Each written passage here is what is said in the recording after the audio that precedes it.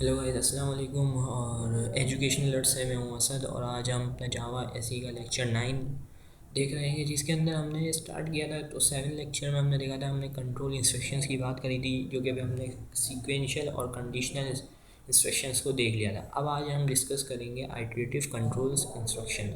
अब बेसिकली इनके अंदर हमारे पास क्या होता है कि आइटरेटिव का मकसद होता है कि हमारा जो प्रोग्राम है, अगर कोई पर्टिकुलर कोड जिसको हमें बार बार रिपीट करना है, repeat the block of code for a specific condition, यानी किसी कंडीशन के लिए हमें स्पेसिफिक ब्लॉक ऑफ कोड को जब हमें क्या करना हो, रिपीट करना हो, या क्या करना हो, रिपीट करना हो, तो हम उसको क्या कहते हैं, आइटरेटिव कंट्रोल इंस्ट्रक्शंस।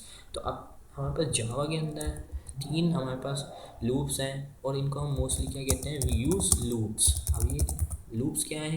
लूप माने कि एक जगह से दूसरी जगह पर लूप बैक करना। यानी अगर हमने एक स्टार्ट किया है, जो अगर हमारे पास सोर्स है, सोर्स से हम डेस्टिनेशन जाते हैं, डेस्टिनेशन से हम वापसी सोर्स पे आते हैं, तो हमारे पास क्या किया, हमने लूप बैक किया है।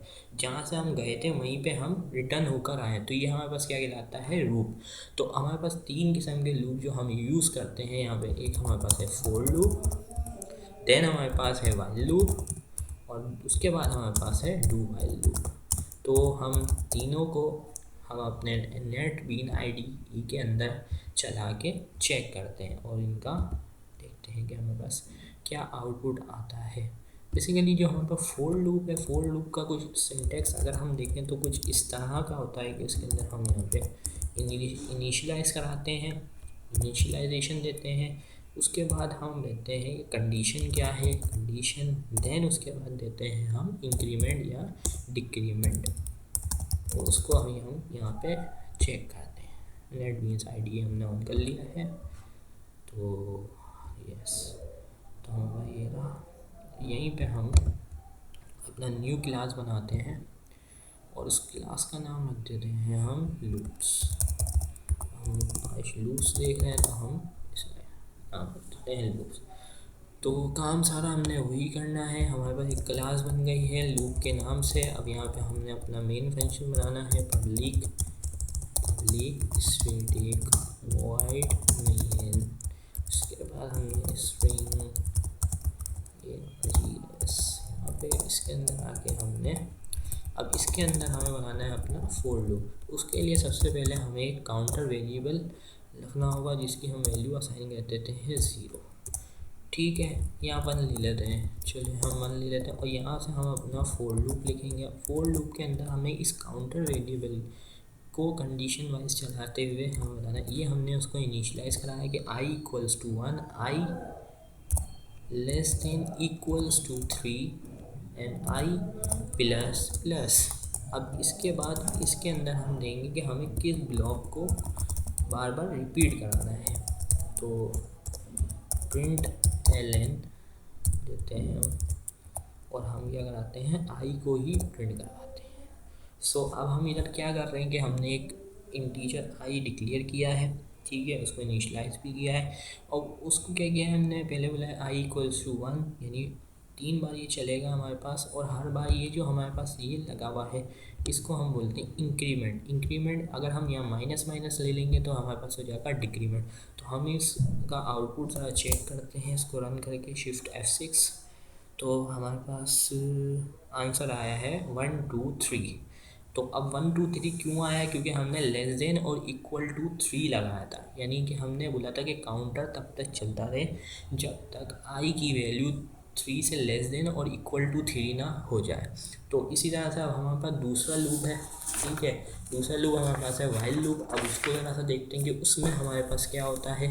तो उसके अंदर हमारे पास क्या होता है कि हम पहले क्या करते हैं, पहले हम कंडीशन डिफ़ाइन करते हैं। तो उसका हम थोड़ा सा यहाँ पे सेंटेंस समझते हैं, वाइल लिखते हैं, इसके अंदर हम अपनी कंडीशन डिफ़ाइन करते हैं, देन हम ब्लॉक बनाते हैं, जिस ब्लॉक को, और ब्लॉक के एंड में हम यहाँ पे इंक्रीमेंट करवाते हैं, increment.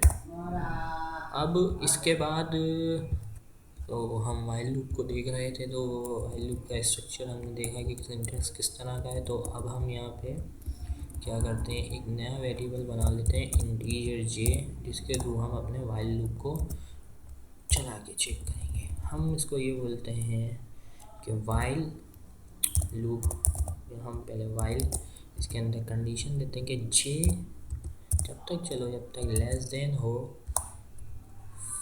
J greater than, J less than equals to 5। और इसके बाद अब यहाँ पे हमारे पास एक चीज़ देखने की ज़रूरत ये है कि अगर हम सिस्टम डॉट प्रिंट एलन करवाते हैं और यहाँ पे हम उसको देते हैं जे। अब मसला ये है कि अगर हमने यहाँ पे इंक्रीमेंट ऑपरेटर उसमें तो हम फॉर लूप के साथ ही दे देते थे, तो यहाँ पे हमें इंक्रीमेंट ऑपरेटर बाद में करवाना पड़ेगा। तो इंक्रीमेंट करवाने के लिए हम इस तरह से लिखेंगे। अब ये चीज़ बिल्कुल एज इट इज़ बराबर होती है जे इक्वल्स टू जे प्लस 1, यानी ये बोलता है कि जे को बराबर कर दो जे में 1 प्लस कर दो, यानी नेक्स्ट टाइम जब जे की वैल्यू लूप बैक करेगी तो जे की वैल्यू क्या हो जाएगी, इंक्रीमेंटेड वैल्यू चेक होगी यहाँ पे।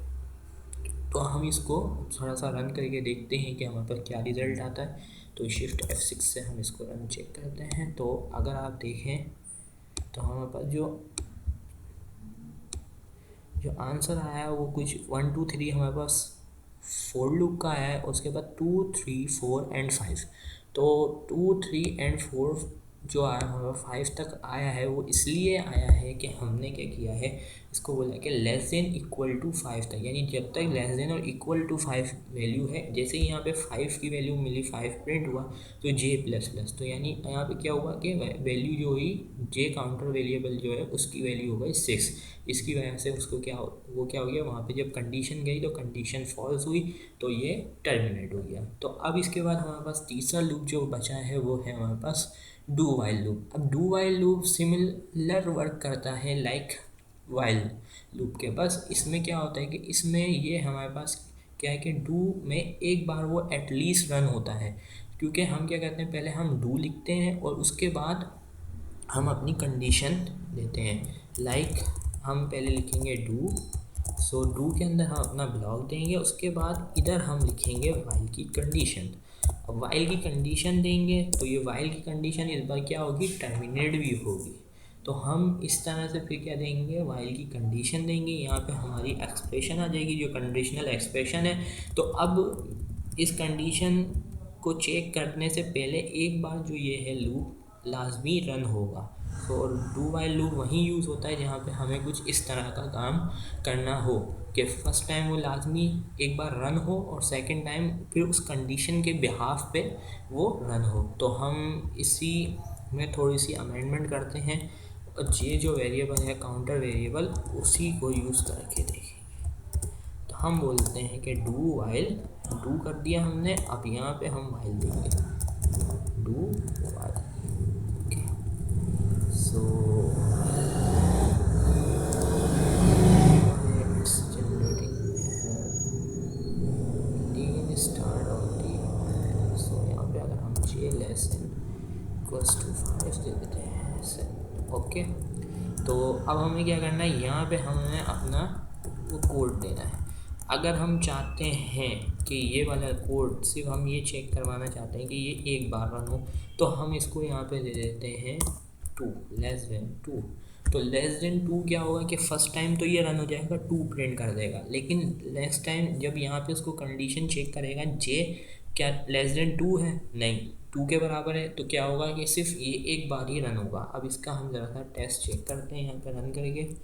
तो हम बस एरर क्या आया है, well there is another